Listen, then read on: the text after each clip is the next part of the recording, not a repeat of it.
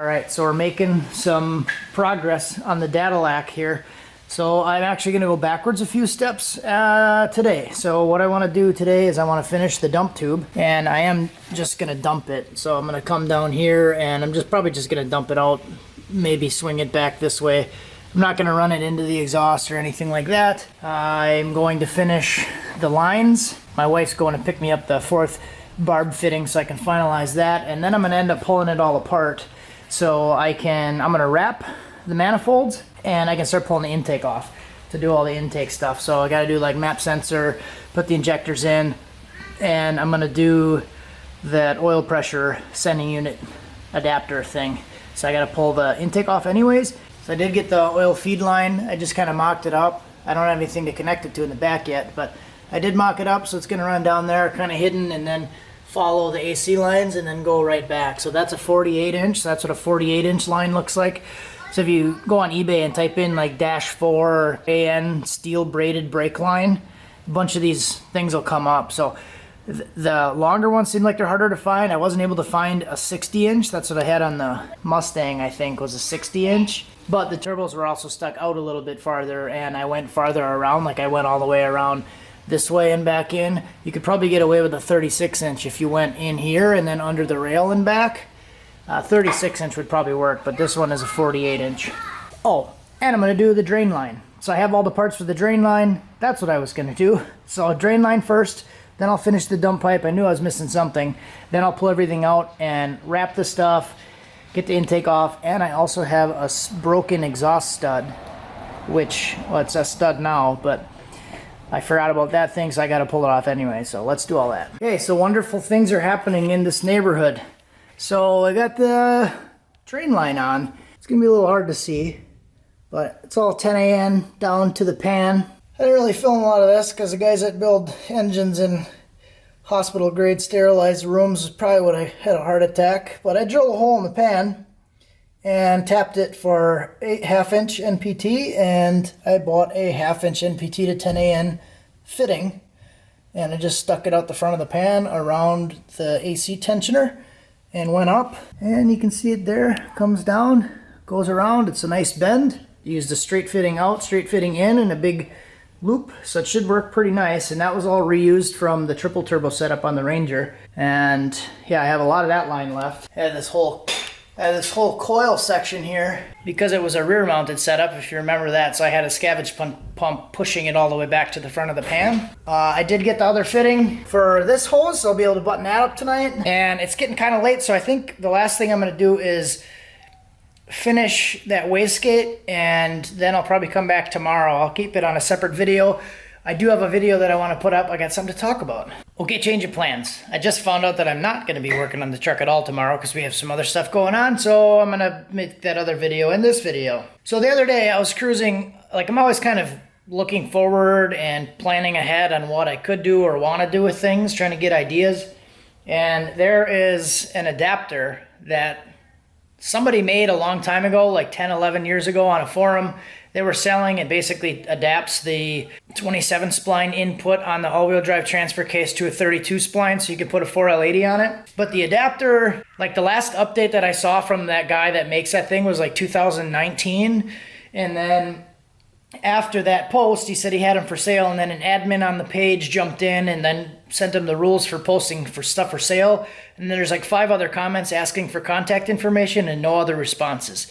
So this adapter, so he's charging $485 if you send him one, like a core, and then he can modify it. If you don't supply one, then he sells it for like $635. So it's a $600 adapter, and it sounds like people have been using them for a while. And then the other day, I was on Facebook Marketplace, and I just typed in all-wheel drive transfer case, and there was one that popped up, an NVG 149, which it's been proven to handle a lot of power. And it had that adapter on it, and the guy wanted $600 for it. And it was in my hometown. Seems a little bit strange. Usually, like anything that I want to get is like 100,000 miles away. So seeing something like that, already the modification was already done, and it was a good price, I ended up getting it. All right, so here she is, fellas. So the big difference with this thing, this is the NVG 149. So the 9 means that it's a viscous coupler transfer case. So I was looking at the '07 to 2014 Escalades, like the Escalades, the Denali's. They have the 32 spline input, but they're an open diff style transfer case. Basically has to start slipping before it engages the other wheels. This is a viscous coupler style, so it's just running them all the time. So I have my Ranger front drive shaft in. It has the right output. I have my Ranger rear drive shaft in. It has the correct output there. But this is actually like the '03 to '05 style or whatever. Basically what should be in this truck already, but it just has this adapter. So basically it originally had a 27 spline for the 4L60, and then the guy takes it and machines it out and then cuts the splines in there, and you can run it on a 4L80. So I started doing a lot of this research when I was looking for transfer cases for the Ranger when I wanted to convert it back to four-wheel drive, but I ended up just going with the manual shift transfer case because I have manual locking hubs on it, and I like the idea of being able to unlock it and it's not full time. It is kind of a pain having to get out and then lock the hubs and pull it into gear, but I also don't want the front drive shaft spinning all the time because it wasn't really designed that way. So I could leave the hubs locked or unlock the transfer case, and then the drive shaft and the front axles would be spinning all the time. So I like to just unlock the whole thing. So fast forward to this project. This project, after knowing what I knew from the research of looking at these things to put in the Ranger, I had the idea in my head to put a 4L80 in this thing, and this is the transfer case that would do it. So it's essentially should be the same transfer case that's already in there, like I said, with the input shaft already there. So the guy ended up selling it to me for $550, which I feel like is a pretty good deal because the transfer cases themselves are normally like $100, $200 if you were to buy them. And like I said, that input shaft, it was like $400 to $600 depending if you sent them one or not. So essentially the whole thing was cheaper than just buying one of these, unless there's something else out there that I don't know about that I haven't found, but it seems like that's kind of the only thing. Sounds like these guys are using these for drag racing a lot, and in the original post, the guy that made these things said they ran them to 1600 horsepower and didn't have any issues with them, so I'm definitely not going to go that much, so it should be a good setup. So now I have a dilemma here. Kind of like, what do I want to do right now? Because I also bought a Jake's Performance rebuild kit for the 4L80 for the Ranger, and I got that today. So I found this thing yesterday. I got the rebuild kit today. I don't have the trans brake yet, but now I'm thinking in my head, like, do I just put the transfer case in this thing right away and then rebuild that 4L80 and put it in here? Because I already have my P59 that I ran the Ranger in. It's already a 4L80 flex fuel setup, 3-bar computer that was already running the Ranger, and I have a tune that was running 11s with almost the same setup, this same turbo, the same injectors. I could like plug a tune in there and it'd probably be close. But my original plan, if I switched this thing and went 4L80, I wanted to go Terminator at the same time. So now I'm kind of deciding, like, what do I want to do? Do I save this stuff and put it in the Ranger and just drive this thing with the 4L65 in it until that breaks? Which is, I'm kind of leaning that direction.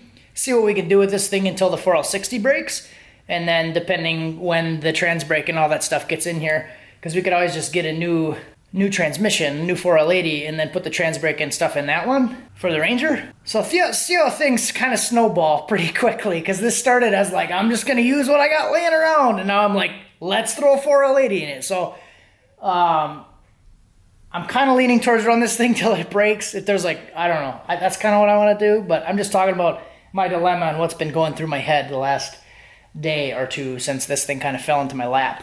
The other benefit might be with the 4L65, I might still be able to get it to a track sometime this year, but that track is like 2.5 hours away, so if the transmission breaks and I'm at the track, then I got to try to figure out how to get the truck home because I'm not going to trailer this thing down there. So these are kind of my thoughts, guys. Let me know what you think, but I'm excited I found that transfer case because I would like to actually put it in there.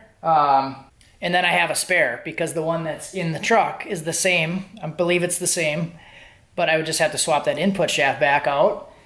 And it would just be modifying the 2 drive shafts because the 4L80 is a little bit longer. I'd have to shorten the rear and then lengthen the front.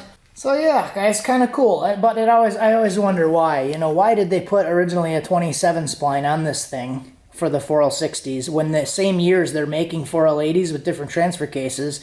And the output shaft for the front is a 32 spline, and the output for the rear is a 32 spline. Like, why would you not make them all 32? Why would you have separate ones? I don't know, guys. I don't know why they did that. But yeah, I think that's all I got. Thanks for watching. Have a good one. Today is Tuesday. I'm not going to be working on a truck at all Wednesday, so you'll probably see a video like Thursday night or Friday or whenever I got one.